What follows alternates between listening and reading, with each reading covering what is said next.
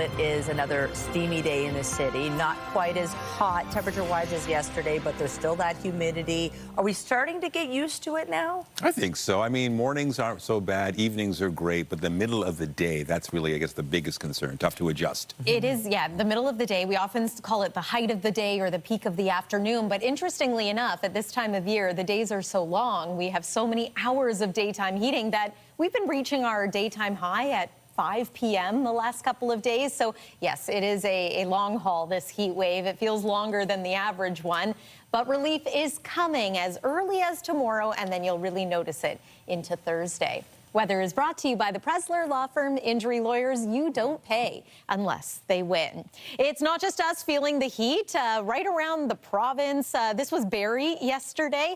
Scorcher of a day there. Lots of people enjoying the waterfront, Kempenfelt Bay. That was a good place to go to cool off.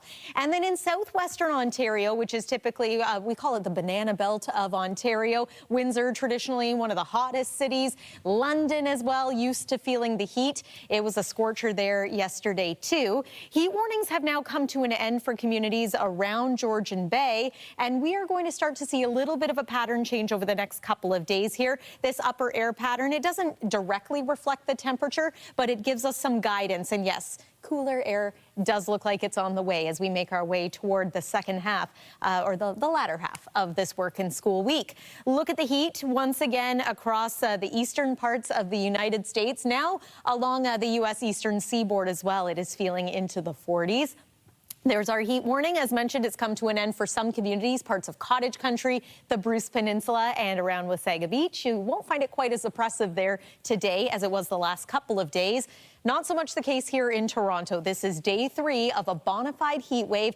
34 is our forecast high for today. May not end up being record-breaking. We need to climb above 35.6 degrees today in order for that to happen. I'm not going to go ahead and say that it's not going to happen, but chances are we will stay slightly below that for today. And then your evening at a glance, slight risk of a thunder shower today. It's not looking like a sure thing. It's about a 30% chance. Better chance of some of that active weather happening along the north shore of Lake Erie and into Niagara. Overnight tonight, 20 degrees for the low. That's a little bit better than 25. That's as low as it got last night. And then tomorrow's high back in the 20s, 29, feeling like 34. So a bit of an improvement overall. Not much to show you here on the satellite and radar. There are some thunderstorms that are rumbling across the Midwestern United States. Let me show you how that plays out for us here in southern Ontario. There's that risk of thunderstorms for later on this late afternoon and evening.